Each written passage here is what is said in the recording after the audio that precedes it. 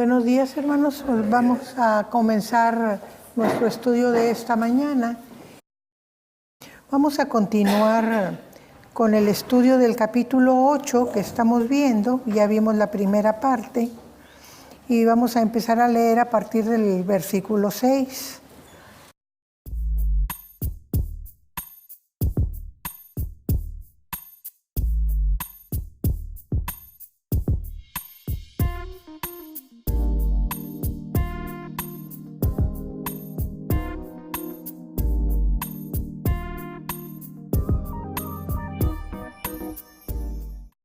De los 7 ángeles que tenían las 7 trompetas que se dispusieron a tocarlas.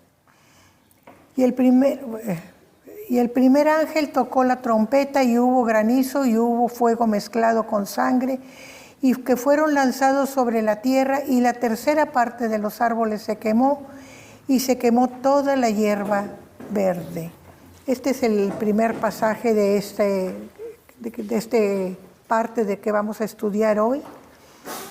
Y entonces tenemos 7 ángeles delante del trono. Van a empezar las trompetas a ser sonadas. Recuerden, el último sello, es el 7º sello. Y entonces empieza el toque de las trompetas. Y en el primer ángel que toca la trompeta dice: hubo granizo y fuego mezclados con sangre. Y esto nos recuerda las plagas de Egipto, ¿verdad? De alguna manera va a ser, aquellas plagas de Egipto fueron un avance de lo que sería este tiempo final, ¿verdad? Y aquí lo que nos llama la atención también es que dice que mezclados con sangre. Los eruditos dicen que muy posiblemente representa el daño que el granizo hace al matar, ¿verdad? Porque no es un granizo común y corriente, es un granizo de un tamaño excepcional. Nosotros ya tuvimos una muestra hace algunos años de bolas de granizo que abollaban los carros, rompían los cristales. En las partes donde eran los edificios con grandes ventanales se tenían que esconder en lo más encerrado para no ser heridos por los vidrios, donde tronaban los vidrios, ¿verdad?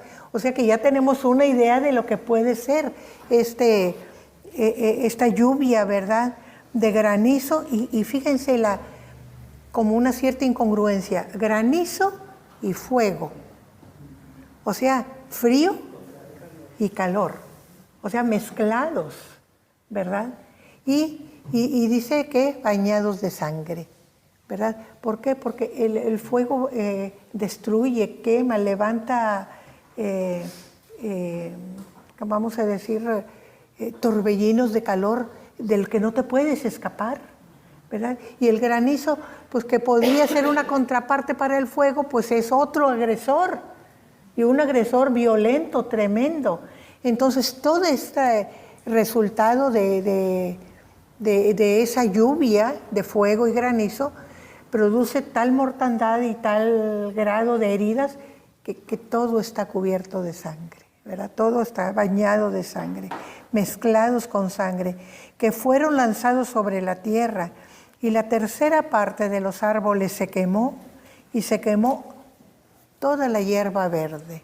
Aquí nosotros estamos viendo un aumento en la cantidad de daño que se hace. En la primera parte, cuando empezamos el libro de Apocalipsis, decía que una cuarta parte era dañada. Pero aquí ya vemos la tercera parte.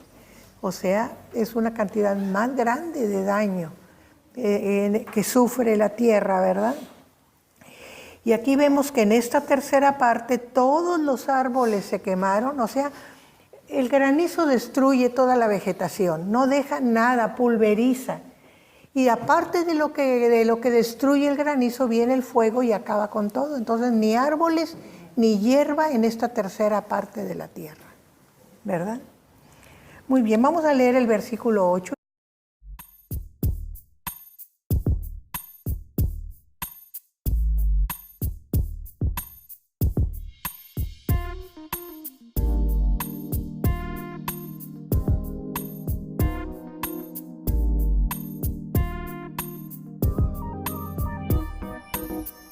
Aquí nosotros tenemos al segundo ángel, toca la trompeta y dice como una gran montaña. Ya sabemos que cuando viene la palabra como, no es en realidad una montaña, sino cómo represento esto que veo, ¿verdad? Y es como una gran montaña. Los eruditos dicen que puede ser un volcán que hace erupción y entonces es tan fuerte la explosión de la erupción que saltan los pedazos y entonces es como si fuera una montaña que viene de donde saltó y cae, ¿verdad? Porque así lo expresa y así lo ve. Y la forma de lo que cae es así, como una montaña. Pero no es una montaña porque, vaya, no es de abajo hacia arriba, sino si viene de arriba hacia abajo. Por eso el cómo. Si fuera de que lo ve que se desprende de la tierra, ¿verdad? Pero no, ya lo ve que cae, ¿verdad? Entonces por eso puede ser como una explosión de un volcán, una gran montaña ardiendo en fuego. Y esto es lo que da la idea que pueda ser un volcán. Entonces, sabemos que cuando hay erupciones viene la lava al rojo vivo, ¿verdad? Junto con todas las partes de roca fundida y restos no fundidos. Y fue precipitado en el mar. Entonces, por eso puede ser, sabemos que muchas de las islas que hay en el mar son de origen volcánico, ¿verdad? Y también sabemos de muchas islas enormes que se han destruido y han desaparecido por completo a causa también de una erupción volcánica. Donde había una gran isla no quedó nada, ¿verdad? Quizá cuando haya erupciones pequeñas se vuelva a formar la isla, ¿verdad? Pero por lo pronto se acabó. Creo que es Caracoa, ¿verdad? La isla esa que desapareció completamente, ¿verdad? En el mar. Y dice, y la tercera parte del mar se convirtió en sangre. O sea, de esa parte donde cae la montaña y envuelta en fuego, se pone rojo el mar, como se convierte en sangre. Y nosotros, por también las plagas de Egipto, cuando Moisés convirtió en sangre el agua, el hedor de la corrupción de la sangre, ¿verdad? Entonces todos los peces se mueren. ¿Por qué? Porque cuando una proteína se descompone se forman aminas tóxicas, ¿verdad? Ese es el problema de las proteínas muy fáciles de descomponer, como la del pescado y la del pollo, o aún la del queso, que si no notamos que está descompuesto y no lo comemos, pero la descomposición ya produjo esos compuestos químicos que son venenosos. Por eso nos ponemos tan mal, graves de muerte, cuando comemos alimentos descompuestos. Y lo mismo sucede cuando se descompone la sangre, ¿verdad? Que tiene proteínas. Cuando nos hacen los exámenes exhaustivos de sangre, una de las líneas es proteínas totales, ¿verdad? Y luego los dos tipos de proteínas que hay. Pero esas proteínas se descomponen, es lo que causa el hedor de la sangre cuando se descompone, ¿verdad? Nosotros sabemos que todo animal que muere huele mal. Lo primero que huele es la sangre descompuesta. Luego ya vienen los tejidos, ¿verdad? Descompuestos. Pero de eso es lo que produce el hedor, la descomposición. Entonces todo muere en esa parte de la tierra, mueren todos los seres vivos que están en el mar, ¿verdad? Y también dice que se destruyó la tercera parte de las naves que estaban en el mar. Ahora no nos dice cómo, ¿verdad? Simplemente se destruyó. Puede ser donde cae, puede ser por la contaminación, no sabemos, pero se destruyeron, ¿verdad? O sea, en esa parte, ahora pensemos, la tercera parte podemos pensar, pues no es tanto.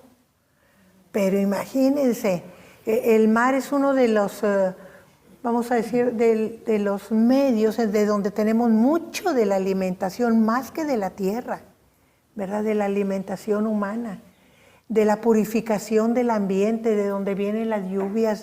O sea, es muy importante. 3/4 partes de la esfera terrestre son mar. O sea que es una cantidad enorme lo que se pierde de beneficio para la humanidad. Entonces realmente es catastrófico que una tercera parte sea destruida. Seguimos con el versículo 10. Perdón, sí. Con respecto a las naves, cuando hubo el tsunami en Japón y había sido un temblor en la tierra, en el mar, en algún lado, entonces se provocó esa fisura y provocó una ola tan grande de tantos kilómetros que vino y cuando llegó a tierra no había perdido fuerza. Todas las naves que había ahí cerca o en esa dirección fueron destruidas nada más por la fuerza de la ola. Entonces, si pensamos que es un volcán en tierra que cae al mar, la oleada que puede provocar, además de la destrucción por el fuego, es por la fuerza de la ola del mar. Que todo lo que está no nada más abajo, pero en la superficie también es arrasado. Entonces, toda esa tercera parte que se destruye abajo, esa tercera parte que está en la superficie también se va a destruir. Por eso aquí menciona lo de las naves, porque no es nada más lo que está en el agua, pero sobre el agua también tiene el mismo fin. Sí. ¿Verdad? Realmente esa catástrofe en Asia fue tremenda, ¿verdad? Todavía mucha gente no alcanza a recuperarse, sí, ni de los daños ni de la pena que causó a tantísima gente, porque había mucha gente de vacaciones en esa zona, que no eran de ahí, ¿verdad? Sino que estaban ahí de vacaciones. Muy bien, seguimos con la lectura del versículo 10.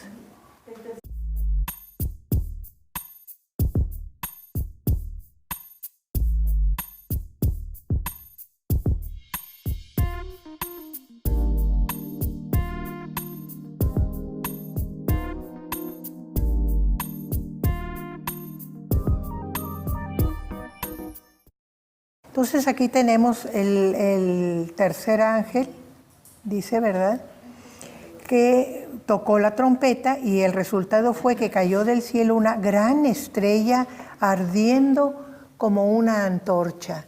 Esto nos da la idea de, por ejemplo, de un cometa, ¿verdad?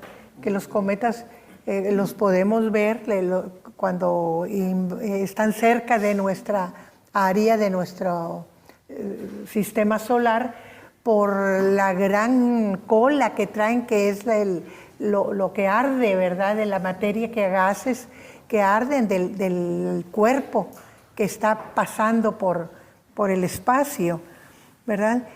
Y dice, y cayó sobre la tercera parte de los ríos y sobre las fuentes de agua.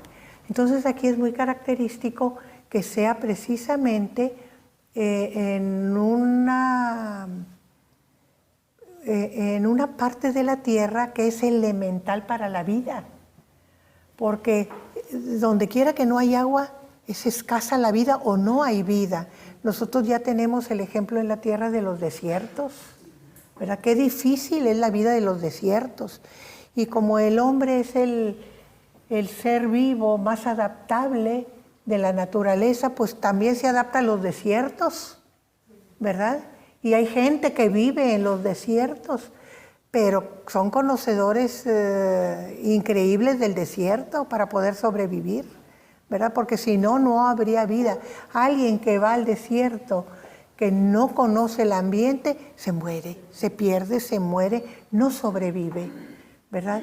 Pero estar sin agua, no, estás acostumbrado. Aquí nosotros, yo siempre siento una poca de tristeza de lo que hemos hecho con nuestra ciudad de Monterrey, porque cuando leo la llegada de los colonizadores, había agua por todos lados había corrientes de agua, donde quieras había manantiales, donde quiera había,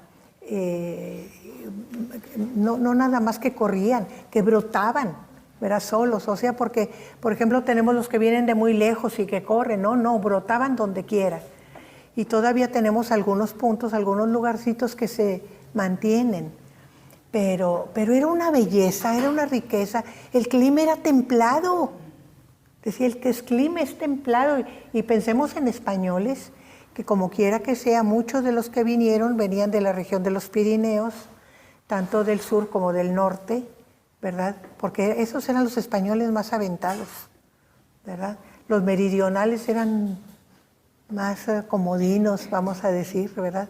Pero los del lado frío de España eran los más aventados, los más aventureros, siempre. Entonces, y encontrar un clima templado quiere decir que realmente era agradable el clima, ¿verdad? Y cómo hemos ido acabando, cómo hemos ido contaminando. Todas las casas en Monterrey tenían norias, y norias muy bajitas, que el agua estaba casi al nivel. Porque se ordenó, fíjense, se ordenó que se taparan las norias, que no se usara el agua de las norias por la contaminación. Cuando fue aumentando la población, los desechos orgánicos fueron contaminando las fuentes de agua y entonces venían las epidemias. Entonces hubo que cerrar los pozos. Todavía hay partes en que es muy difícil controlar esa agua subterránea. Ustedes no se acuerdan, pero yo sí, cuando se construyó el Hospital 25, no se imaginan lo que batallaron para cimentar, para hacer los cimientos, porque el agua no los dejaba. Recordemos que ahí es uno de los ojos de agua, de los primeros abundantes que hubo en Monterrey, ¿verdad? El ojo de agua de Santa Lucía, que fue donde se empezó la fundación de la ciudad, la primera fundación, ¿verdad? Y cuando se trató de excavar para hacer los cimientos, no daban abasto con la sacada de agua, agua y agua y agua. ¿Mandé? No, la del hospital de zona. Sí, del de zona. Es que dije 25, sí.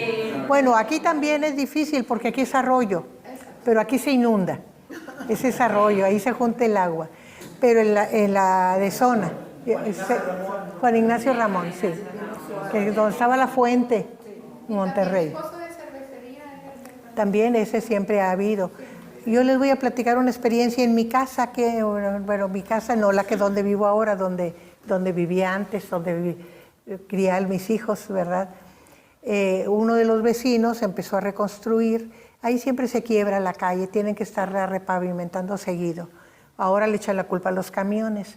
Pero vendieron una de las casas, mis vecinos tenían 2 casas juntas, vendieron una, la empezaron a remodelar, la parte de la cochera del lado de la calle se hundía ahí el pavimento y el señor dijo, yo no quiero que tenga este desperfecto aquí, y entonces empezó a escarbar y estaba muy húmeda la tierra ahí y dijo, no, escárbenle, aquí debe de haber una fuga para repararla y que vengan los de agua y drenaje y ya la arreglamos. Pues entre más escarbaban había más agua, y más agua, y más agua, y más agua, hasta que decidió el ingeniero sellarlo. No se podía, ¿no? Era corriente de agua que venía por ahí, y es que hubo un ojo de agua muy importante aquí en el obispado, bueno, acá en el obispado, con la que regaban los chinos sus labores. Toda la parte de abajo del obispado, lo que ahora es la Chepe Vera, eran labores de chinos, incluyendo el barrio donde nosotros teníamos nuestra casa. Nuestra casa era casa de campo, la primera que hubo en el sector, ¿verdad? Es vieja, ya se está cayendo, ¿verdad? Ya no sirve. Pero eran labores, y ese ojo de agua regaba toda esa parte. Entonces todavía, aunque es subterránea, pero sigue corriendo. Y de repente, pues, sale, ¿verdad? Y hace averías. ¿Verdad? En mi casa teníamos novia y mis padres Sí. cerraron. Sí. Lo recuerdo muy bien. Sí, todo el área metropolitana era de agua abundante, ¿verdad? Entonces, nosotros podemos entender lo que es que se contaminen las aguas. Ahora, que se contaminen todas las fuentes, fíjense, no nomás las corrientes, dice aquí, sino las fuentes de agua, ¿verdad? Dice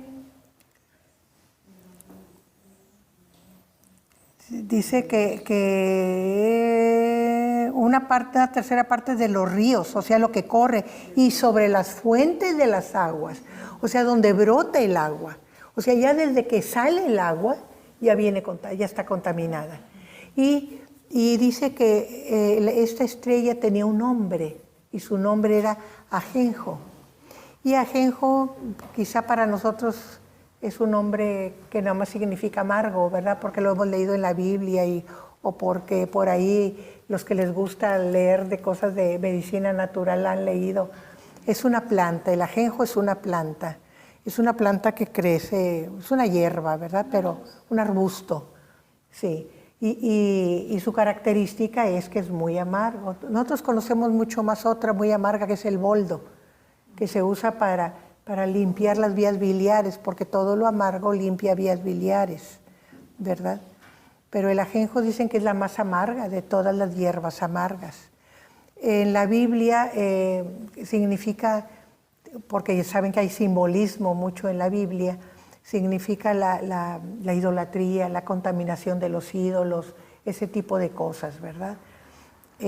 Pero también significa muerte, ¿verdad? Si ustedes recuerdan un pasaje allá de los profetas de Elías, de por allá, que estaban los profetas haciendo su comida de verduras y le echaron calabazas y cosas a la olla, y luego cuando la probaron y que estaba amarga, veneno hay en la olla, dicen, porque representa la muerte, ¿verdad? De lo amargo.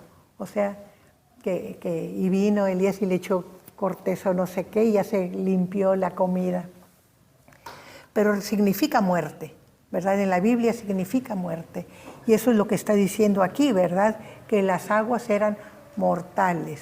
Hay fuentes de agua que son venenosas, ¿verdad? En el tiempo en que los indios eran los que dominaban las regiones en América, las tenían bien caracterizadas, las fuentes de agua que no eran potables, ¿verdad? Que producían la muerte, y las evitaban.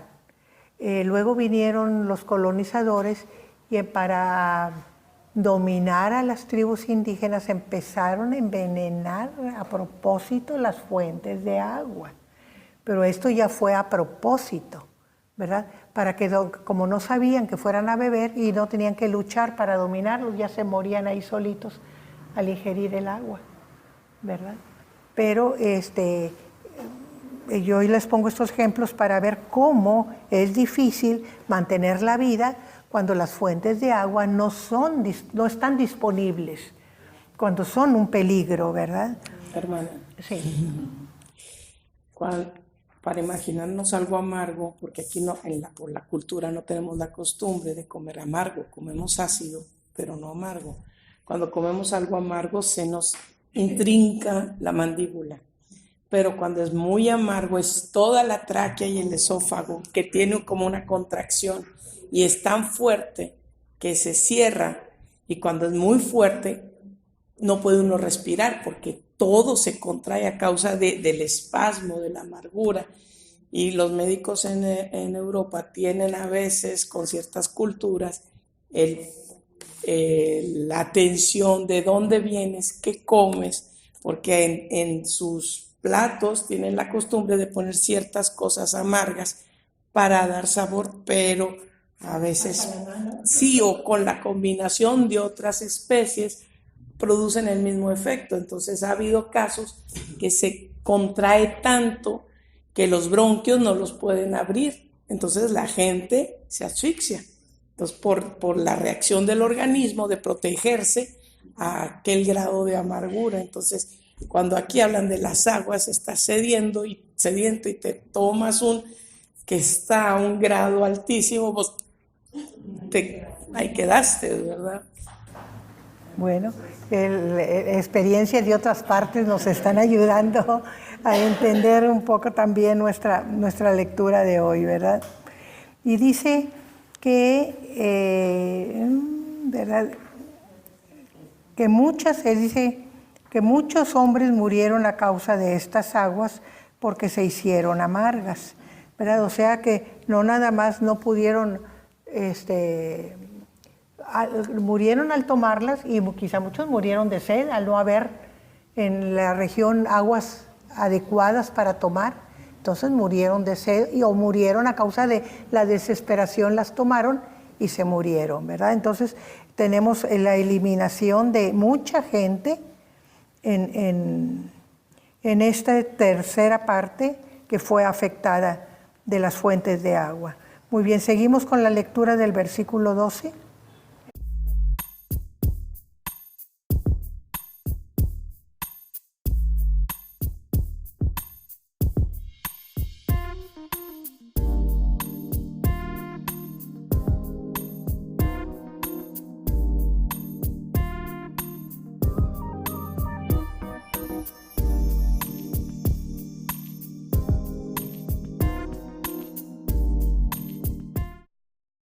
el cuarto ángel tocó la trompeta y fue herida la tercera parte del sol y la tercera parte de la luna y la tercera parte de las estrellas.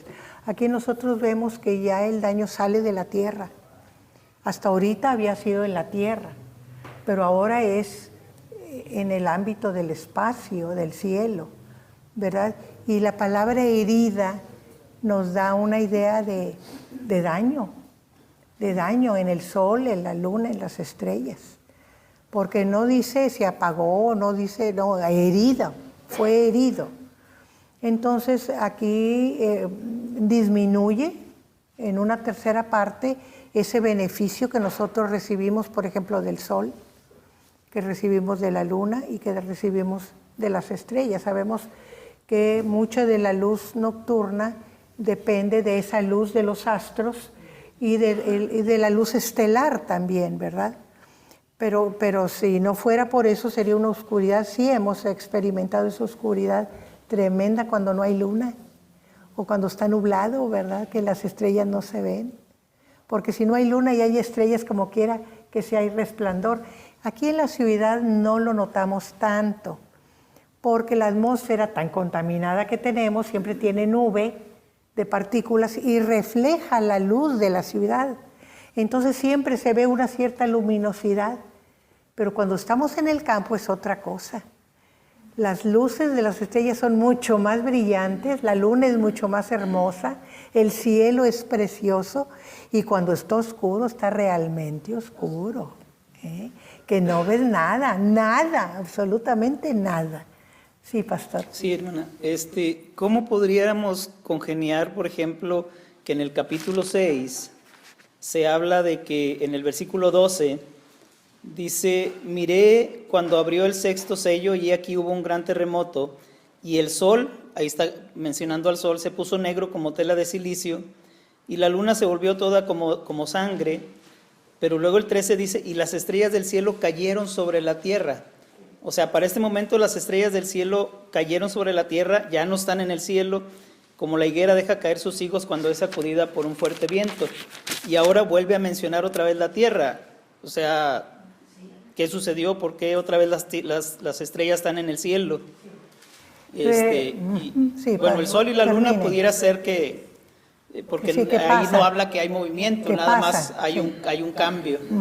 Pero las estrellas cayeron y ahora otra vez vuelven a estar en el firmamento. Sí, el libro de Apocalipsis que dijimos al principio es un libro que avanza hasta el final y luego se regresa y va dando detalles, ¿verdad? Entonces eso lo vamos a encontrar constantemente en el libro. O sea, se puede decir que es lo mismo, Sí, pero, sí, con pero otras en distintos palabras. momentos. Y con Por otras ejemplo, palabras. a veces lo dice todo lo que ya resultó el total y luego se regresa y te va dando detalles de cómo se va haciendo ese total. Eso es algo muy característico del libro de Apocalipsis. Por eso dice que son círculos, ¿verdad? Círculos que se van retomando. Termina un círculo y parece que ya fue todo, pero luego te toma un detalle de aquel primer círculo y te lo empieza a abrir y extender y a explicar. Es como darte explicaciones de los detalles internos de lo que ya te había hablado. Es como cuando hacemos un resumen, por ejemplo, cuando el pastor predica y da la introducción y nos dice de qué va a hablar y nos da el panorama general, pero luego de aquel panorama general nos va tomando los puntos, los datos y nos va abriendo, explicando. Así es el Apocalipsis, ¿verdad? Que nos va dando detalles de las cosas, cómo van sucediendo, ¿verdad? Y lo vamos a notar constantemente, que regresa para darnos explicaciones anteriores. Entonces podemos decir que el capítulo 6 es una introducción y luego ya en el 8, 7 y 8 ya lo está desglosando, diciendo en detalle por qué el cielo se oscureció y por qué las estrellas cayeron. No fue nomás cosa espontánea, sino Hubo una razón, sí. Hubo un agente, podríamos decir, y aquí vemos es esa trompeta, ¿verdad? Al sonar esa trompeta dio ese resultado. Bueno, esa es la explicación que los eruditos nos dan, ¿verdad? Yo no soy ni profeta, ni tengo palabra directa del Señor para que me dé las explicaciones, ¿verdad? Tengo que confiarme y basarme en los que han estudiado profundamente esto y las opiniones que dan. Yo no les doy todas las opiniones que dan, porque algunas opiniones sí, se salen mucho, como dice el pastor, se salen del cuadro, decía el pastor Vaqueiro, ¿verdad? Entonces esas no, las que veo más acertadas o más apegadas al texto son las que les doy. No me baso tanto en la lógica, sino en el texto, ¿verdad? Para ver esas explicaciones. Entonces, tenemos, se oscurecieron, ¿verdad? La tercera, fíjense que no es como los eclipses que hemos visto totales, que se oscurece todo el sol, sino la tercera parte del sol, la tercera parte de la luna, la tercera parte de las estrellas. Pero pensemos en el sol. Vamos a suponer que el tiempo que se oscureció en aquella parte de la Tierra no sabemos, pero del sol vienen los rayos que hacen que la vida surja. Sin sol no habría vida. Cuando nosotros metemos una plantita y lo ponemos en lo oscuro, se muere. Se muere porque no tiene luz. Porque la luz es la que hace que se produzcan los pigmentos en las plantas, por ejemplo. CO2 más rayos solares producen la clorofila que le da la vida a las plantas. La clorofila es uno de los elementos muy necesarios, indispensables para nuestra vida, porque de ahí formamos la hemoglobina. Es un pigmento primario, la clorofila es un pigmento verde, que es base para la formación de la hemoglobina, ¿verdad? Entonces, ahí es donde nosotros formamos la hemoglobina porque comemos plantas verdes, porque comemos carne de animales que comieron plantas verdes. De ahí viene, ¿verdad? Es el ciclo de la vida, animales primarios, animales secundarios, animales terciarios, ¿verdad? Primarios los que nada más comen hierba verde, secundarios los que comen hierba verde y algunas proteínas, y terciarios los que comen pura carne, ¿verdad? Así va el ciclo de la vida. Entonces, ¿por qué nosotros no comemos terciarios? Porque tienen muchas toxinas. Por eso no comemos león, ni lobo, ni perro, ni gato. No comemos eso. Esa es la razón por la que no comemos eso. Comemos animales de alimentación secundaria, primaria, como son las vacas, que comen hierba, ¿verdad? Y todavía secundarios. ¿Y qué es un animal secundario? Uno prohibido en la cultura judía, el puerco. Porque el puerco come proteínas animales. Si el puerco tiene alcance a un pollo, se lo come. Las presas, en los lagos, en los ríos, a los cangrejos, a las ranas se las come. Y a eso es de alimentación secundaria. No nada más come cosas de plantas, de cereales, de semillas. Come también proteínas animales, ¿verdad? Esa es la razón por la que estaba prohibido en la Biblia. Entonces, ahí vemos, ¿verdad?, de dónde viene. Entonces, si nos falta el sol, imagínense, nosotros dependemos de la vegetación. Dependemos, a veces no nos damos cuenta cuánto dependemos de la vegetación. Por eso debemos de ser tan respetuosos con la naturaleza y enseñar a nuestros hijos a respetar la naturaleza. Hay cuantos niños que por diversión van destruyendo todas las plantas que encuentran, ¿verdad? Los arbolitos, las plantitas, las flores, todo lo que encuentran van cortando y destruyendo. Tenemos que enseñarlos, porque de eso depende nuestra vida, ¿verdad? Entonces es muy importante que la tercera parte del sol se oscurezca. Toda esa energía no la recibimos. Nuestro organismo, ya después de que recibimos todo hecho de las plantas, todavía necesita, porque si la piel no recibe sol, no forma vitamina D. No forma vitamina D, se necesita el sol. La piel forma la vitamina D, pero con el sol. Si no hay sol, no la formamos, por eso nos las tienen que dar en capsulitas. Dicen los científicos, sobre todo en los países industrializados, que viven siempre en aire acondicionado, que la piel tiene un cierto color. Luego, ¿por qué se asolean y se van a las playas y se quedan tiempos larguísimos en el sol? Porque su piel no tiene los rayos del sol y eso es dañino. Entonces los médicos reconocen, esta persona nunca sale del aire acondicionado. Cuando mi hijo más pequeño nació, el doctor me dijo, este niño le falta color. Estaba blanco transparente, todas las venas se le veían aquí en la carita, en los bracitos, en el cuerpo, todas. Hagan de cuenta los hilos azules, todo el cuerpecito. Dijo, a este niño le falta color. Me lo va a sacar 1 hora todos los días entre 10 de la mañana y 11. 1 hora me lo va a solear este niño hasta que yo le diga. Y así nació. Yo sí me asoleaba, yo fui muy, como decían las abuelas, eres muy solera, porque me encantaba andar en el sol, siempre anduve en el sol. Y mi suegra, una persona muy buena, me decía, no te asolees tanto, te hace daño, me decía, y sí hace daño el sol, ¿verdad? Y ahora lo sabemos con certeza que hace daño el sol.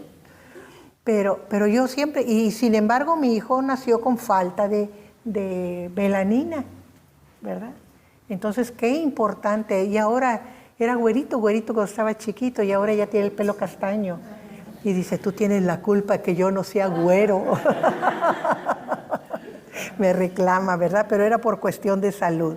Entonces, qué importante, ¿verdad? En Bélgica el sol es extraño. Cuando hay mucho sol la gente se vuelve loca.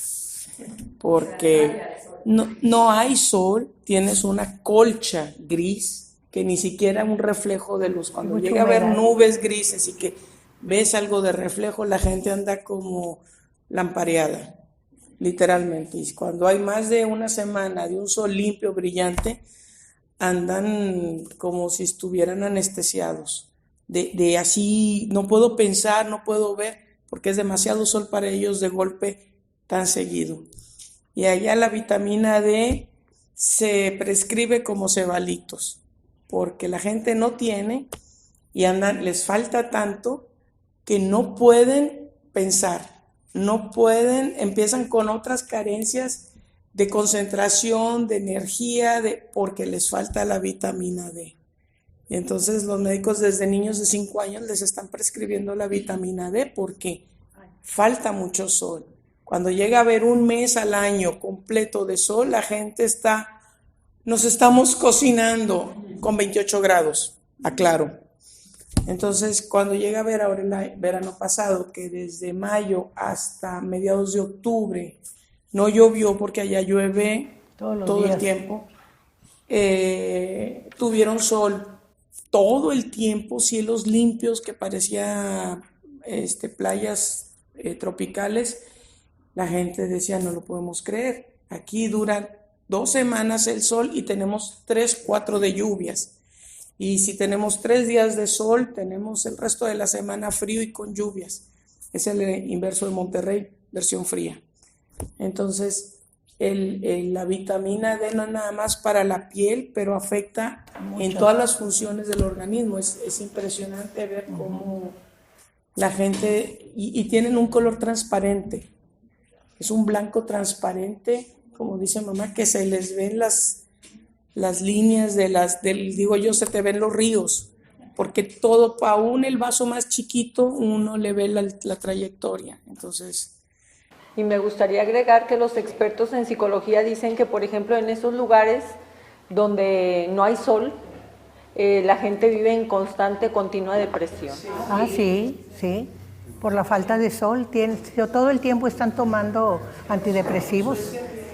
Suecia, Noruega, Finlandia. En Suecia tienen centros que todo es blanco, con una luz que todo refleja, y la gente tiene que estar 4 horas en esas salas para llenarse de la luminosidad del lugar, porque es tan gris es un gris que hasta los ojos sientes que se te cierran de lo pesado del esfuerzo porque no hay luz.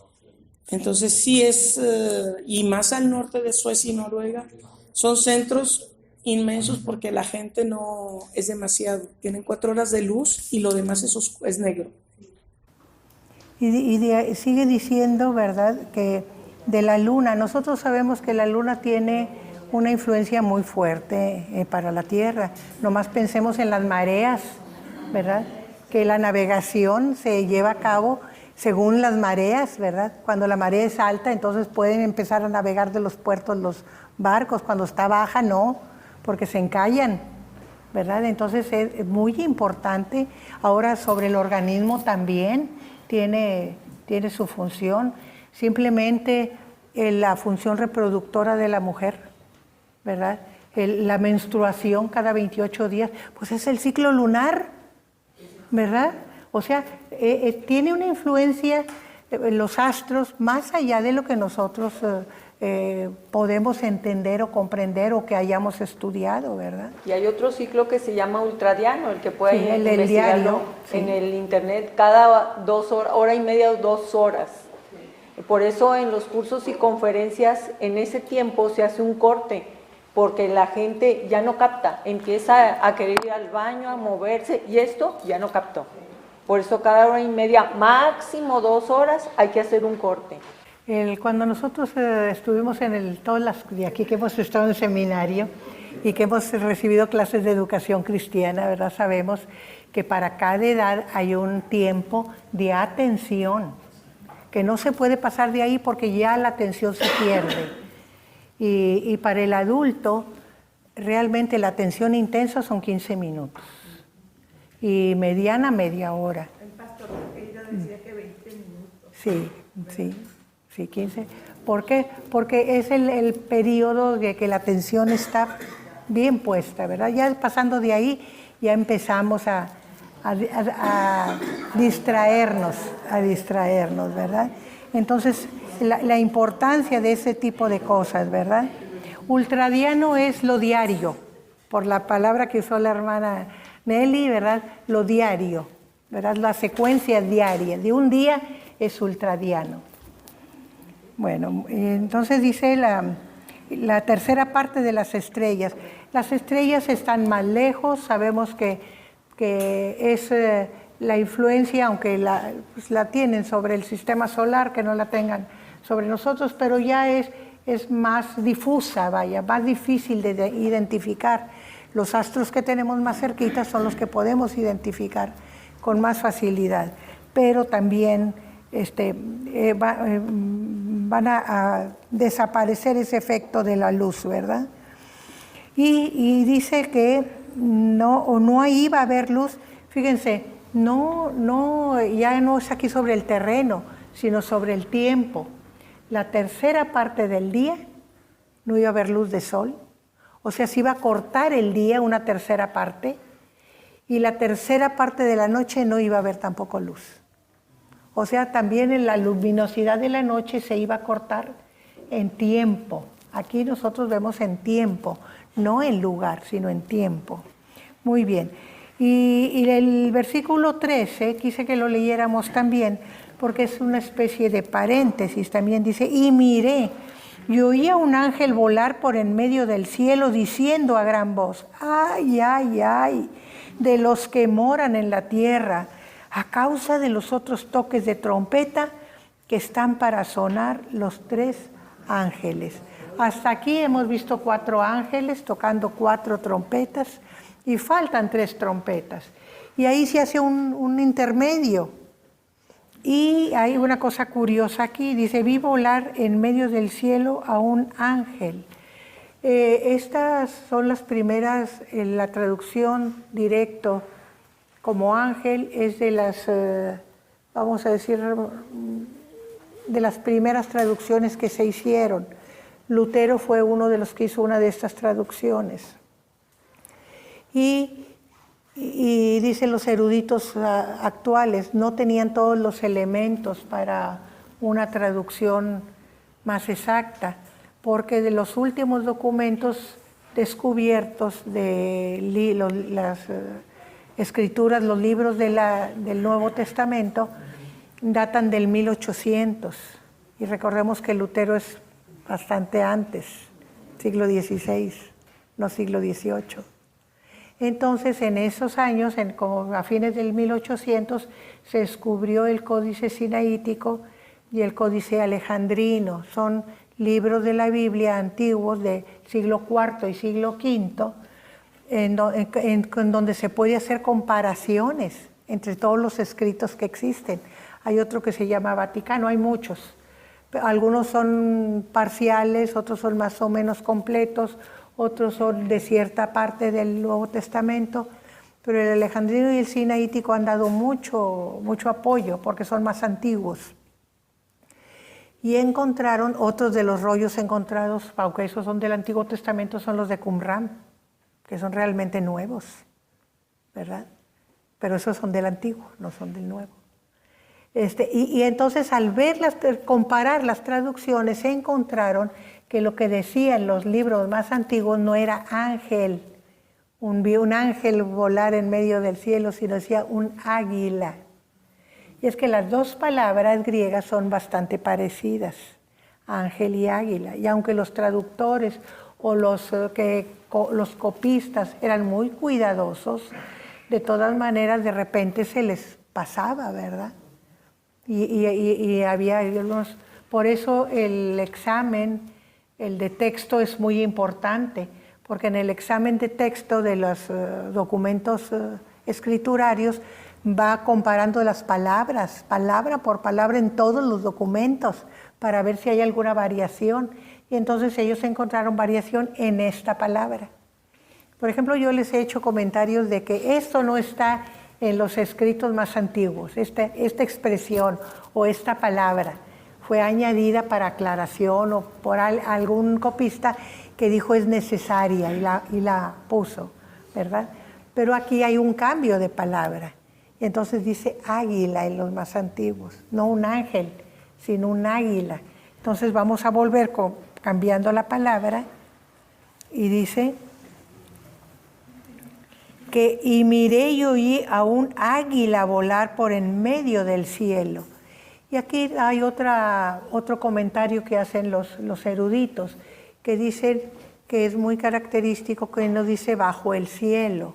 Casi todo lo que vuela, vuela bajo el cielo, porque se supone que lo último, lo que tenemos máximo es la cubierta del cielo, y todo lo demás que pueda moverse ahí entre la tierra y el cielo está bajo el cielo, pero aquí dice en medio del cielo, ¿verdad? En medio del cielo. Nos da una idea de que no está abajo, sino que viene de arriba y está allí, ¿verdad? En ese podríamos decir limbo, usando una palabra conocida, que es, pues que propiamente el cielo no es arriba del cielo, pero tampoco es abajo del cielo, allí, ¿verdad? Entonces dice que esta águila volando en medio del cielo, diciendo a gran voz, ¡ay, ay, ay de los que moran en la tierra! O sea, lamentando a los habitantes de la tierra. ¿Por qué? Porque ya habían pasado cosas muy pesadas con las 4 primeras trompetas, pero por lo que venía con las siguientes 3 y últimas trompetas. O sea que era tan grave, tan difícil, de tanto sufrimiento y de tanto horror que se lamentaba, ¿verdad? Por eso les digo que es como un paréntesis, un preámbulo, antes de entrar a las siguientes trompetas. De los que moran en la tierra porque están para sonar, por las trompetas que están para sonar los 3 ángeles, ¿verdad? Con esto terminamos el capítulo 8.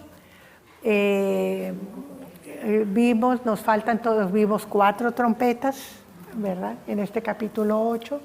En el capítulo 9 vamos a seguir con las 3 siguientes.